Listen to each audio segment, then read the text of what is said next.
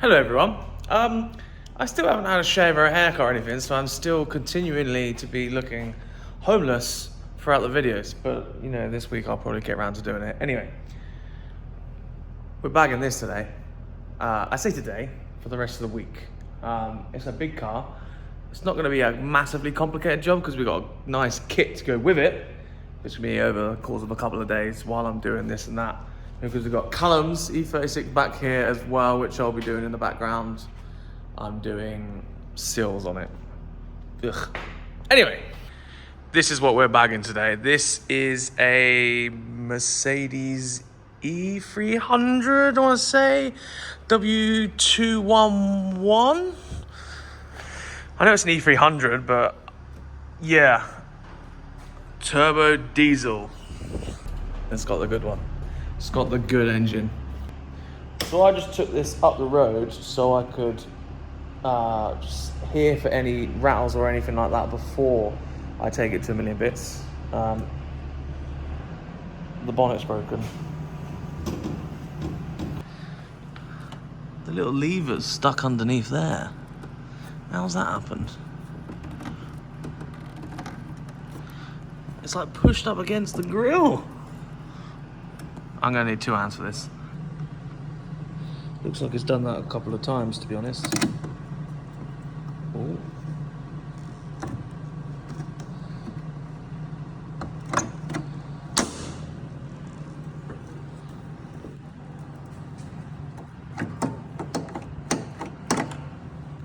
Anyway, there it is, the beast. Also known as the Diesel 2JZ.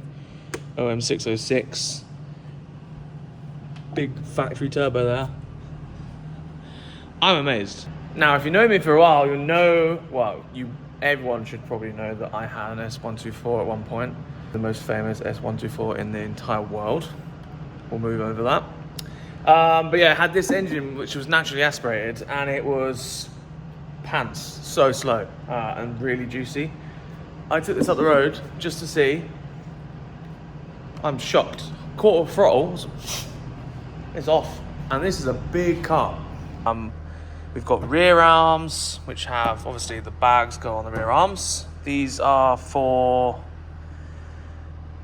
the bags, obviously, but I don't know where these bits go. Obviously they go on there somewhere, like that, but I don't know if that goes on the front and that goes on the rear, or that's the rear and that's the front. I don't know.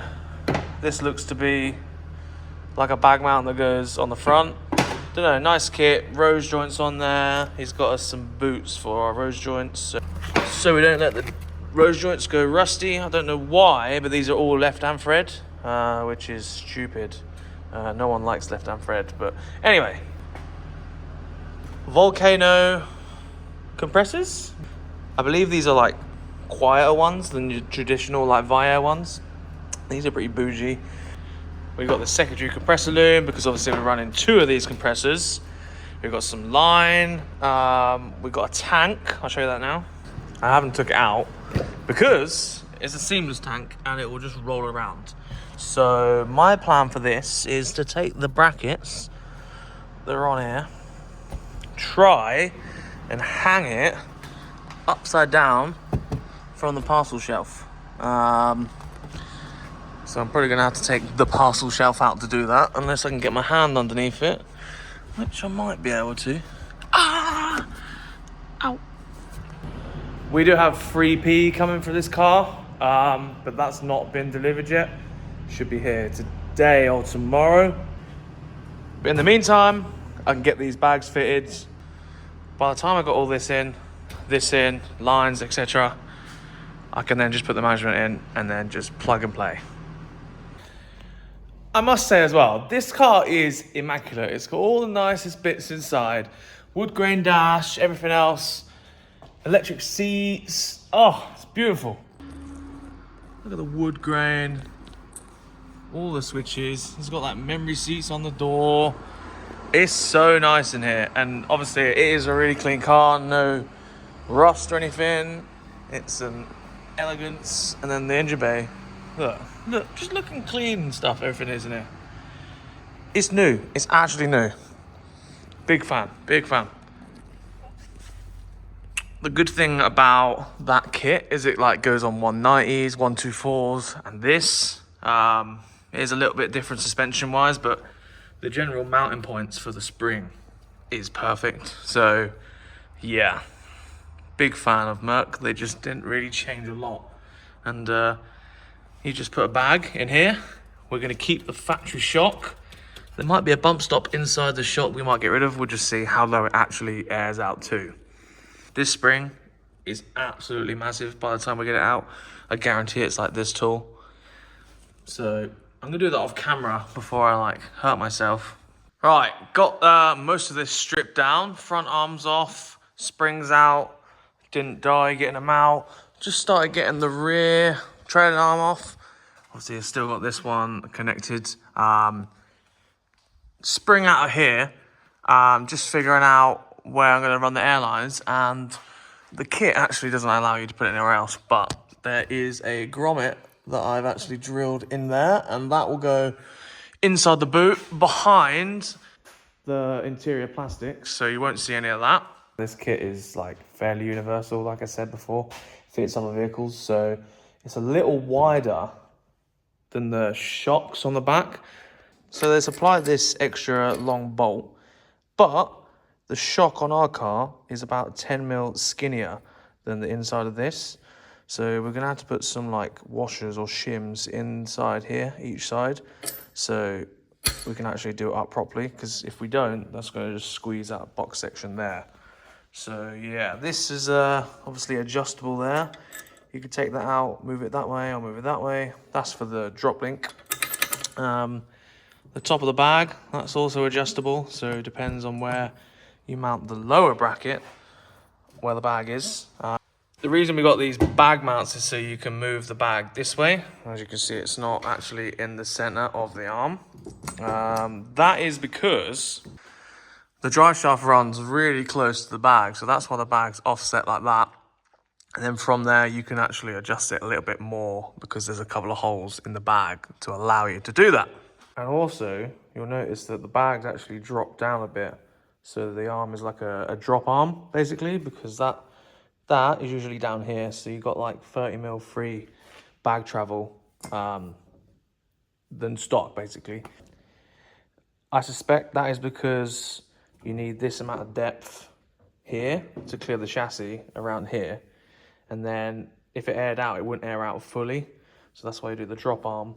And then the drop arm will allow the car to air out further without rubbing all the way around here. I don't actually know that, it just looks like that's the reason why it's like that. But I haven't actually got any fittings for the top of the bag, so I can't actually put the bags in or the control arms in at the minute, which is really annoying. But yeah, I'm gonna crack on with the management now. Right, so a couple of days have gone past. Been waiting for some fittings and stuff like that. We've got the management, so we've got 3P management. I've just started running all the loom through the car. There we go. It's all tucked underneath here. Got myself underneath the dashboard, put everything through. Had to pull the entire fuse box like up and out of the way so I could pull the loom through. And I thought, yeah, sweet, we'll go over there, stick the power wires to the battery, which is under here, which is not, it's just a fuse box. Turns out the battery is actually under this seat, and I've just clipped it all back in because I thought I was done. So that's fun. All is not lost because we still need the ignition wire to go up and over to the fuse box anyway, but yeah, I'll just have to pull the power wires back through, annoyingly. And we started getting all the tank and etc. mounted up in the boot. Now, I'd like to make my boot builds still usable, but sort of like hidden out of the way. So that's what we've done in here. As you can see, the tank is there. And if you look a bit further, we have the manifold up there. I learned from my mistake, and it is the correct way up this time. It's all riv nutted into the top of the parcel shelf, so everything's hanging off of there. That boot liner obviously goes up this here, across there. The tank will still be on show, but it'll cover the fuel tank basically.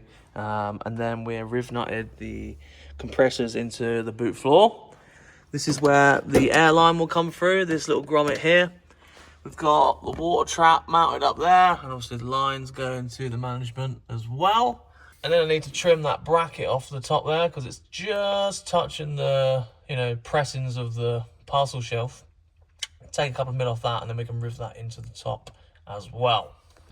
And of course, nothing fits ever. And I have had to modify the front kit. We've got it in. Well, I say partially in, really. This little circle bit that goes into the top spring cup, we had to taper the top edge of that so it matches the radius of this edge here because it wasn't sitting flush in there. Got our leader line there. Our bracket here, it's not actually bolted in because it's on full droop. I've got to make a bolt-in bit for the bottom because they didn't supply it. And then on this side, probably be able to see here. See, I've cut the corner off of there. When it was airing out, it was actually touching the chassis rail just here. So I've had to cut that corner off of the bottom of the bracket, and then it finally clears. It's very close in here. I think this kit is like made universally for like most Mercedes applications, but usually the shock would be like out here, and you wouldn't have this spindle and top arm. So it is a bit close to the old shock there, but it's gonna work nonetheless. Obviously, we've got the bags all ready to go. We've got these adapters that go in. You looked at this. Don't you think this reminds you of Pingu? Yeah, tell me I'm not wrong. That is 100% correct. But yeah, this is the top edge we had to chamfer. We just took the harsh edge off the outside so it tapers in and then it sits nice inside there. Like I say, this is made for various other different kits as well, like 190s and 124s and stuff. Pretty much the same kit. Obviously, he makes it one time and it makes it easier, and obviously whoever has to fit it has to figure out these modifications themselves. Annoyingly, but you win some, you lose some. Right, now to get the rest of this on and I'll update you. So, I'll show you the ignition live. This is what I always use for ignition lives. Those little fuse adapters for the head unit, just there. Best way to put the ignition live on your airlift. Put those in, you don't have to cut any wires. It's an inline fuse all at the same time. Good. Nice.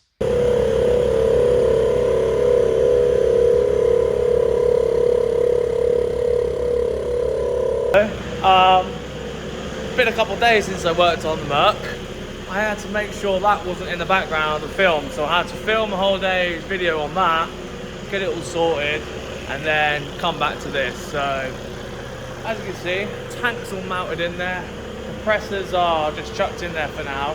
I'm gonna make sure it builds pressure before I bolt those down, because everything in there is an absolute pain in the arse to fit, but it is going to be a complete, like, hidden, you can use your full boot and everything just for the management side of things. So I'll show you.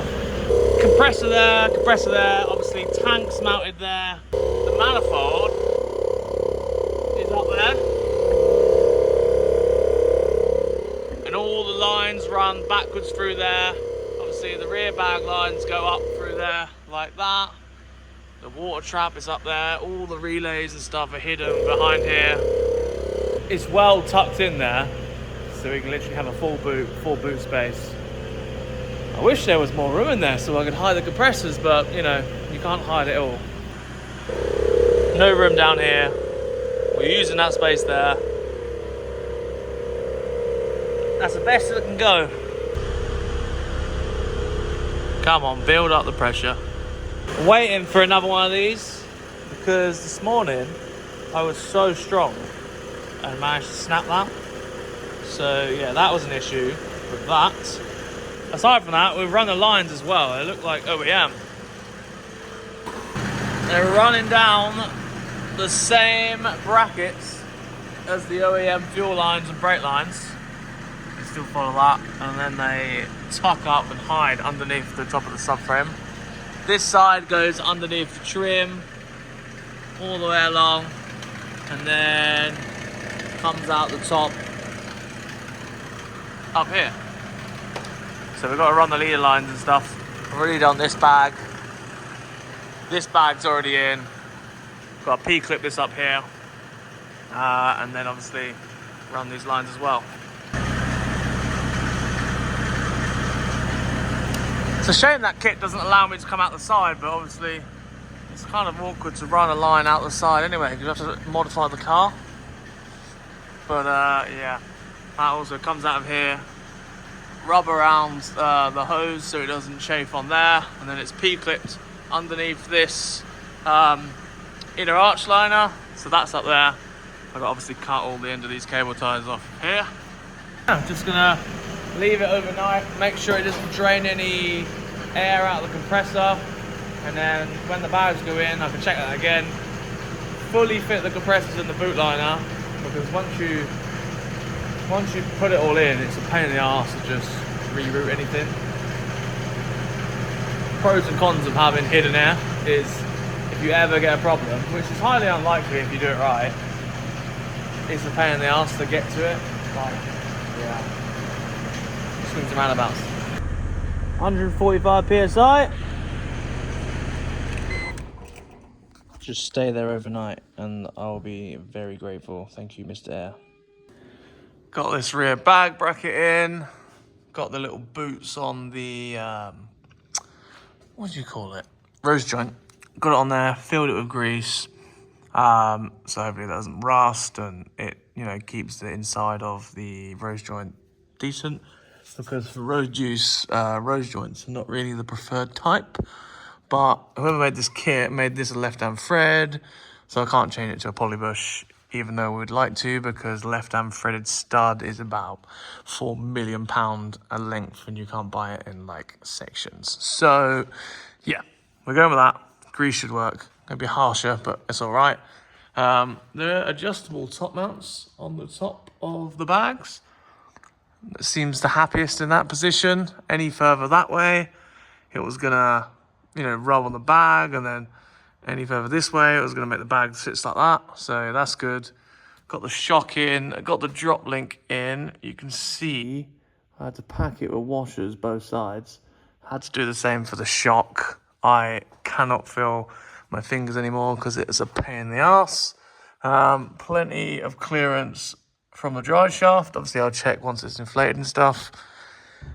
But yeah, that one's pretty happy. I can probably put some air in that and see if it leaks overnight, I guess. Right, you join me again. This video is so broken up into multiple days because, you know, things just keep going wrong with this car. Things break, things are not going right. I can't remember what I've even fitted to this car yet. We had no leaks on the suspension, everything's good. The problem is with the front bags. Now, they just don't really fit. This kit is supposedly for this car, but I'm pretty confident that it's not, because it doesn't fit. And if he's producing it to be like this, then I don't know. It just doesn't work. This is inflated. Obviously, I can jack it up to ride height, where the arm's gonna be sort of something like that. Look how twisted that bag is already. This is be like ride height. The bag's proper twisted. Come around here, we can't even put the anti-roll bar on because it's touching the bag. Obviously the drop link's off at the minute. It's obviously very close to the shock. Once you get some weight on there from the actual car, that'll probably expand a little bit as well. The bag can be brought in at the top. There's a bit of room around there. But then the bag is like so twisted that it's just gonna be such a horrible angle, and the bag's probably gonna last about 5 minutes. And, you know, the bottom holes here are not adjustable. So I'm drilling it offset so it can bring it away from the anti-roll bar and away from the shock. So bring that there, put that one there as well. Hopefully that brings the bottom of the bag in and it sits nicely and it all fits well. I don't know if we've got the wrong kit here. This was imported from America. And it just seems like it's not made for the car. It just doesn't fit. So yeah, I'm gonna hopefully re-drill this, get it on the car, and next time make my own kit, because I've made a Mercedes kit before. It's not rocket science, but this doesn't fit. So it's probably not the kit itself. We've probably just got the wrong kit, but it's from America, and I'm not waiting to get another kit if it is the wrong kit. So I'm just gonna have to make it work, and I re-drilled those. It's very close to that center nut, but I think we could just get it in there. Hopefully this works. There's 100 PSI in this bag. We have a gap to the shock. It's jacked up in like road use. 100 PSI in there. There is a gap to the anti-roll bar as well. Finally. Sometimes you just have to do things yourself to get it right. Even on like full extend, which is naturally going to be loads closer to the shock, it's still got a gap. But it's never going to be in this angle. It's just mental how I've had to just modify this bolt-on kit. I should have known. Now, it's not by any means me trying to slate this geezer's company, but it clearly doesn't fit. You know what I mean? I'm not an idiot, but the fact that I've had to modify it, weak. What we've also done on here is take the bump stops out. They're literally like 3 inches tall. Where is it? Yeah, they're like 3 inches tall, so that's 3 inches of lows that you wouldn't be able to get if you didn't take those out. So get rid of them. I'm probably going to do the same on the back as well, depending on how low it is. We'll put it on the floor first, and then we'll see. P clipped up out the way. Same again on the other side. It's routed a little differently because it's different underneath the car. But get the wheels on now. Get it on the floor. Well, after much time later, we've got everything buttoned in at the back here, compressors bolted down, all the carpets back in, the tank's obviously mounted, we've got no leaks, everything is there, it's all done, and I'm about to go and take it for a drive for its first maiden voyage, but I'm going to show you what it airs out to now.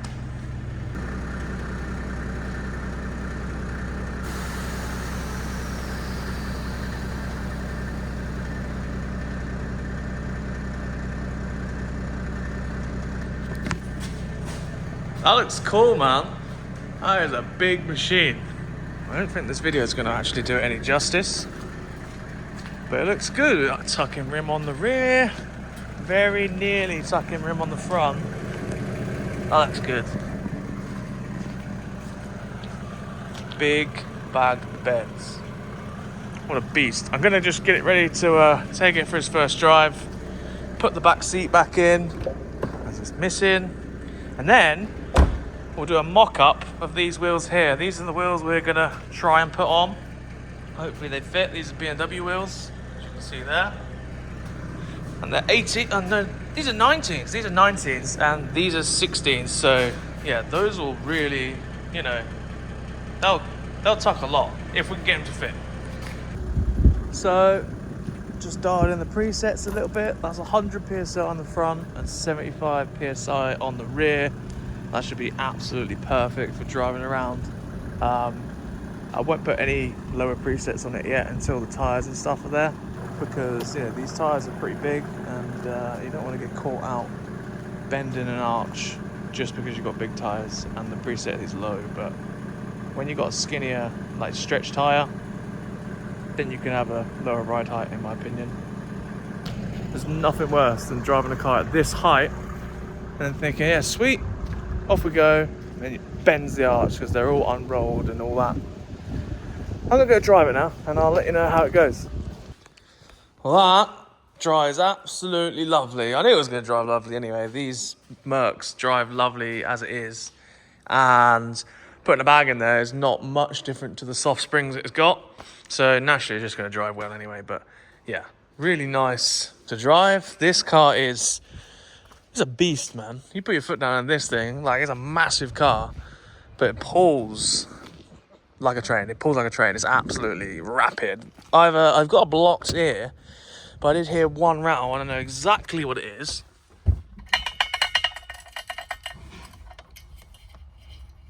There you go.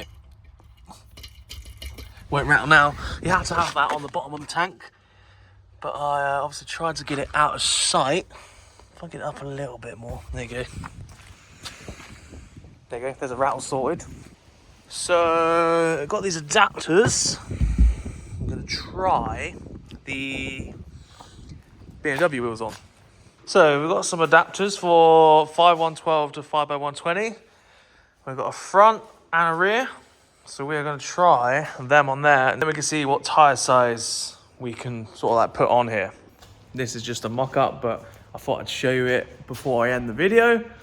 David's going to get the tyres at a different date, so maybe I'll upload a picture when he does, but for now, we're just mocking it up so I can advise him what to actually buy. That looks good, right? I like it. So we had this thought that it's pretty pokey in natural, height when it's like standard form. I was like, that one front's okay. The back, a little bit pokey. Obviously, there's a 15mm adapter. You can't really go any smaller on the adapter size that way. And I thought, well, when it's on air, it probably just tuck underneath and you wouldn't really have a problem. So let's see. So all I've done is air out the other side. It's already tucked in a little bit more because the anti-roll bars are, bringing this side up at the same time. So when you're doing this sort of thing, make sure all four corners are aired out. Otherwise, the anti-roll bar will be fighting it and it won't go low enough and it won't give you an accurate representation. Plop it here. There.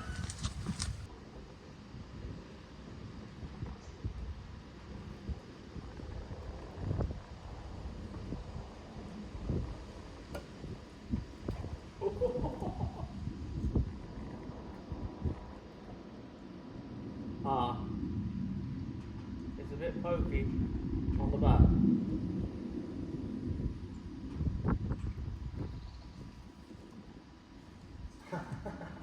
Okay. Down. They have it tucked in. Looks good though.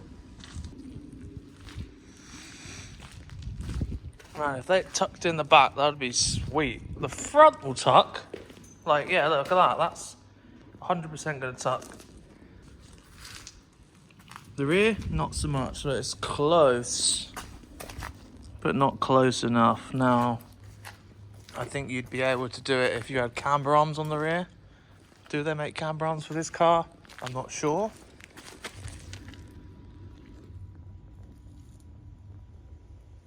It's close. It's very close. I think if you had a good tyre, nice stretch on it, and rolled the arch with a camber arm, you get him to tuck, but it's quite pokey, let's be honest. Let me air the front down. No, let me put some air in that back corner, then air the front down on the jack. Well, it certainly tucks on the front. Look at that, the front rim, that tucks clearly. The rear, obviously, sat lip. That's aired out on the front now, and it's got about 40 psi in the rear bag. Man, if that rear tucked the same as the front, that'd be so good. I mean, I guess if you wanted to sit lip, it would be a perfect, fitment. But I think we want to tuck on this one. The arch is actually like bow in. You can see that. But they're like bow inwards. So, yeah. That's annoying. Because that would look really cool. It looks really good. Really good. If we had 4 fronts, I think that would just work perfectly.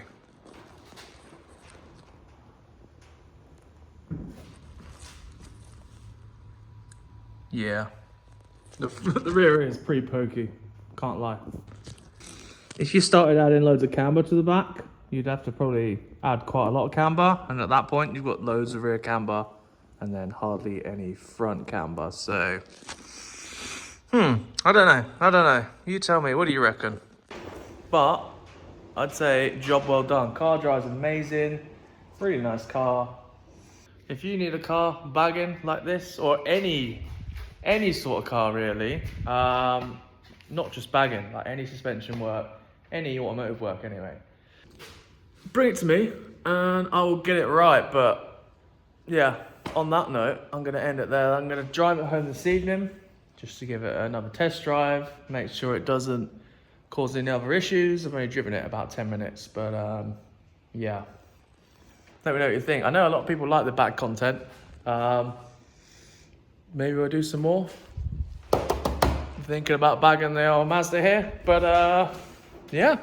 Thank you for watching. See you later.